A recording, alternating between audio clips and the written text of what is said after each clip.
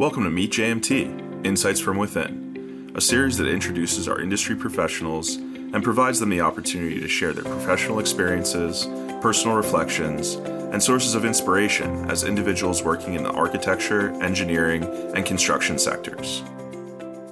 Hi, everyone, and welcome back to another Meet JMT podcast. My name is Jennifer, and I am your host and digital marketing manager here at JMT. Today, we have Tim Elliott joining us.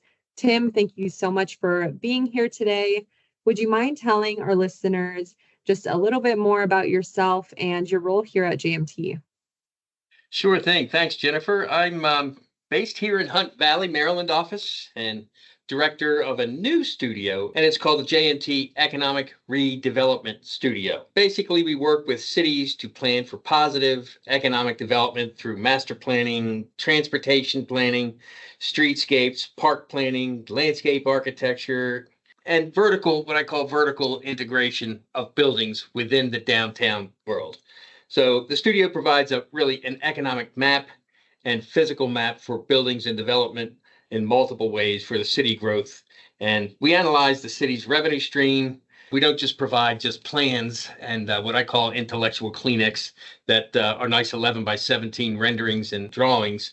We actually fuse in economic forecasting if we do the buildings and we improve things like parks. What does that mean from population growth and things like that? Awesome. And well, thank you so much for that additional introduction. Can you tell us about what some of your inspirations were when you were deciding on what your professional career would be? Yeah, it's a very interesting journey. All our lives are never a straight road, right? There's a fork in the road and you have to pick one. So I've done it a few times. I began my school of architecture at University of Maryland. Halfway through that, I decided to merge in another degree of business and had to talk to the deans of the School of Business and Architecture to form a new degree. I actually literally created my own degree in architecture, business, and marketing. I began my career at really large architecture firms like RTKL, Skidmore, Owings, and Merrill.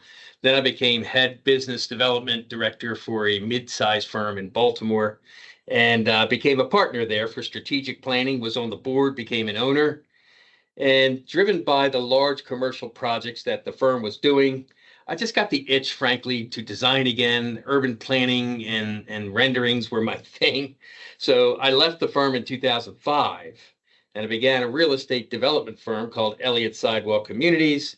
I created a cool mantra, at least I thought so. It's called Redeveloping the Art of the Stroll.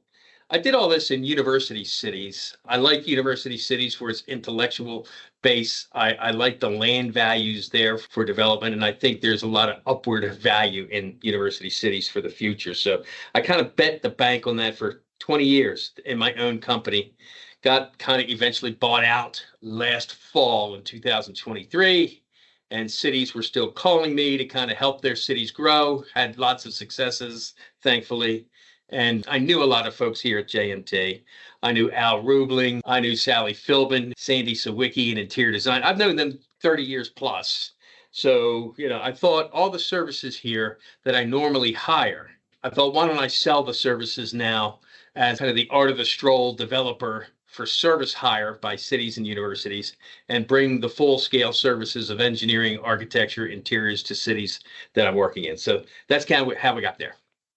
Awesome. I think it's amazing that you were able to really integrate architecture and business to create this kind of unique niche in architecture marketing and eventually have a business that was strictly dedicated to this.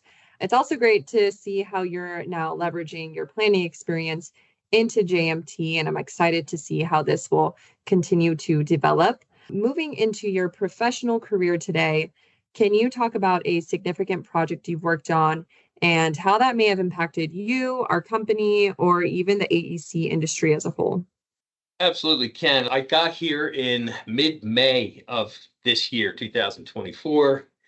And I got to tell you, we sent out kind of an email to planning directors, zoning directors, city managers, chancellors of universities up and down the East Coast, and put it on LinkedIn and got a lot of reaction and got a lot of calls from a lot of folks. And we're now working on two cities that look like they're ready to rock, and we got two literally on backlog that should be coming in 25. The projects range anywhere from 100 million to 300 million, so it's a big lift to kind of walk into a city and do that. One of the big cities is Oak Ridge, Tennessee. In World War II, Oak Ridge was made familiar through their engineering and science, sadly and greatly at the same time, of the atom bomb creation. World War II was raging, millions were dying. Oak Ridge unlocked the secret to this atom bomb, and it ended the war.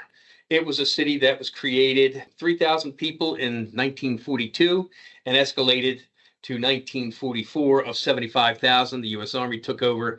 Skid Row and Merrill actually did the master plan to put a city together quickly, hastily. But after the war ended, the city and University of Tennessee continued a lab, the Oak Ridge National Lab, started by Enrico Fermi and Oppenheimer, and it's going on. It has 10,000 researchers there. There's another lab in the city called Y12 doing nuclear engineering magic, has 10,000. They don't have any city downtown. It was a hastily put and assembled city, and they are hiring me to make a cool downtown, really create an art of the stroll. So happy to do that. It's interesting.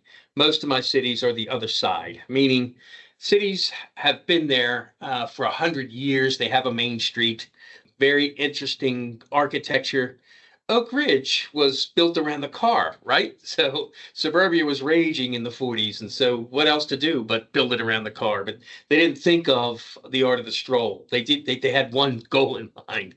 So suddenly now, here we are many years later. Randy Heeman, the city manager, that he and I had great success in High Point, invited me in, and we're doing some urban redevelopment there to get these 17,000 researchers and probably a population of about 80,000, good residential, mixed use, hotel, parks, and put a city together once and for all. So I'm really happy to help that. That's a great, exciting project.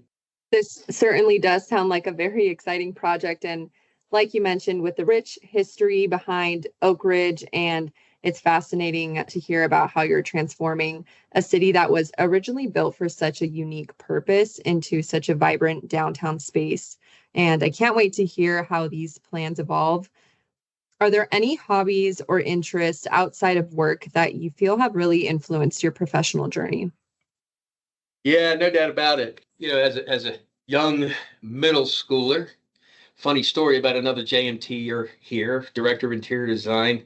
She was Sandy Roberts then. She's now Sandy Sawicki, directing JMT interior design. She and I were friends and known each other that long.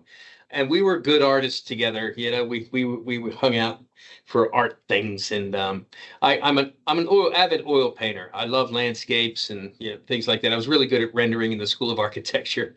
So I have a vivid imagination that starts from there. And really, when you're painting, it's an art you look at. Architecture, you have hallways and vertical engineers like a house, So architecture, like a building, has corridors. We call them hallways and houses. It's the same thing at the urban scale. So I look at streets as corridors, right? And the parks and our retail surrounding the parks shape spaces, and we call them our living rooms. We obviously have the kitchen where we want to have retail that is food centric, and we have a place where we have TV in our house, and like cities do the same thing. I provide a place for stages for concerts, outdoor concerts, and things like that. So it's no different. I think cities are an art we can walk through. So been a big influence on my life. Some other things that hobbies are playing golf, and as I say, I hit the long drive with a vision that I had to surprise. And, I go crazy with a vision, and we pair back. I don't like to go the other way, over conservative with a vision first and then try and build. You'll never get it done that way. And the last crazy thing about me is I'm a beekeeper. Not many people know that. I call that animal husbandry. I keep about 250,000 bees, generate a lot of honey. If you examine closely and put your eyes on a beehive, they are the most prolific and most efficient contractors and efficient workforce in the world. And that's what we do in these cities. We combine workforce, construction, design, and adventure. So the beekeeping, I always hearken as my friends in development. It's kind of funny, but that's what it is. You have such a great story to share, and I want to thank you for joining me on the podcast today. But before we leave, were there any closing thoughts or words of wisdom that you would like to leave our listeners with?